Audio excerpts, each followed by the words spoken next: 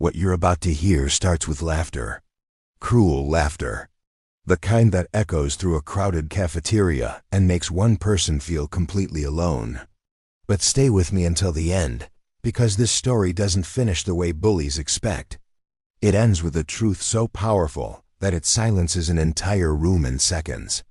Before we begin, if you enjoy stories about justice, courage, and unexpected strength, make sure to subscribe to the channel Heartline Stories. Like this video, share it with someone who needs to hear it, and comment below which kind of story you want next. Now let's go back to that afternoon.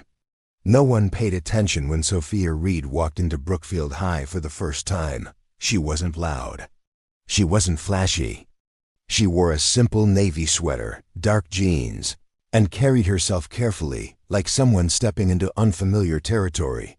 New school, new city, new beginning.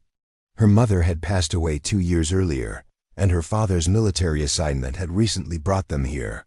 Moving had become routine. Starting over had become normal. Still, the first day always felt the same, uncertain.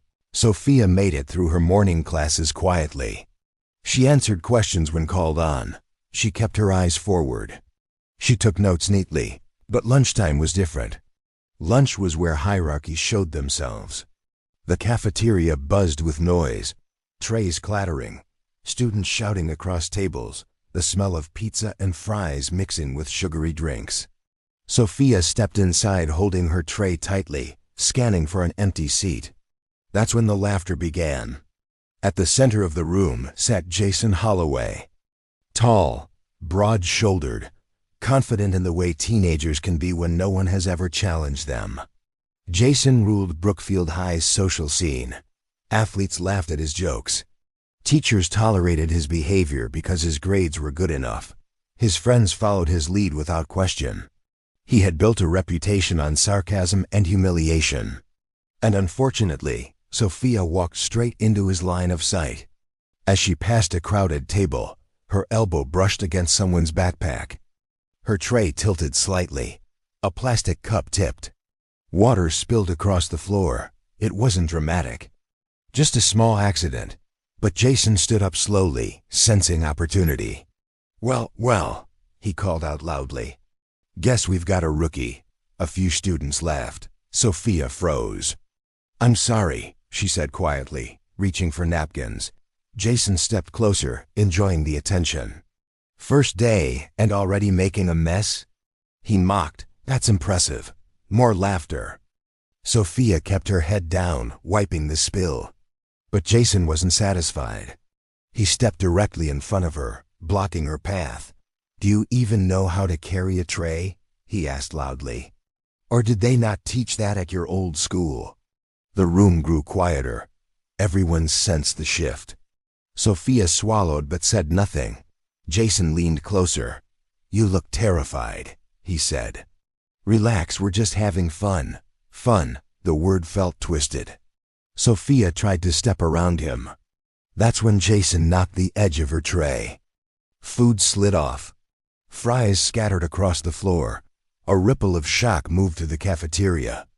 Pick it up, Jason said, his voice lower now but still loud enough for everyone to hear. Maybe you'll learn something. Some students looked uncomfortable. Others avoided eye contact. No teacher in sight. Sophia knelt slowly and began picking up the fries. Her hands trembled slightly. Jason nudged her shoulder with his foot. Faster, he said. That was the moment everything changed. Sophia stood up, not rushed, not frantic, calm. There were no tears in her eyes, no panic, just stillness. Leave me alone, she said clearly. Jason laughed. Or what? He reached forward, grabbing her wrist. And that was his mistake. In one smooth movement, Sophia stepped sideways. Her hand rotated his wrist gently but firmly. Her foot shifted behind his ankle. It wasn't violent. It wasn't dramatic. But it was precise. Jason lost balance. A loud thud echoed as he hit the floor. The cafeteria gasped. No one laughed now. Sophia stepped back immediately, releasing his wrist. She didn't gloat, didn't smirk, didn't celebrate. She simply stood there, Jason stared up at the ceiling, stunned. What just happened? Someone whispered. The cafeteria doors burst open moments later. Assistant Principal Margaret Hayes rushed in, alerted by the noise. What is going on here? Jason scrambled up, pointing at Sophia. She attacked me. Sophia spoke calmly. He grabbed me. I defended myself.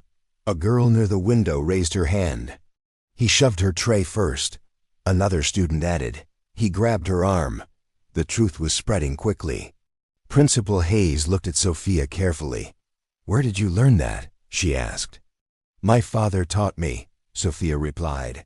And your father is? Before she could answer, there was a knock on the open cafeteria door. A tall man in a neatly pressed military uniform stepped inside. Commander Daniel Reed. His posture was straight, his presence steady. The room fell silent again. You asked to see me? He said calmly. Principal Hayes nodded. There was an incident involving your daughter. Sophia explained what happened without exaggeration. No dramatic language, no insults. Just facts. Commander Reed listened quietly. When she finished, he stepped toward Jason. His voice remained level. You humiliated my daughter in front of your peers, he said. Then you grabbed her. Jason looked smaller now. It was a joke, he muttered. A joke is when everyone laughs, Commander Reed replied. Not when someone is forced to kneel. The words hung in the air. Principal Hayes cleared her throat.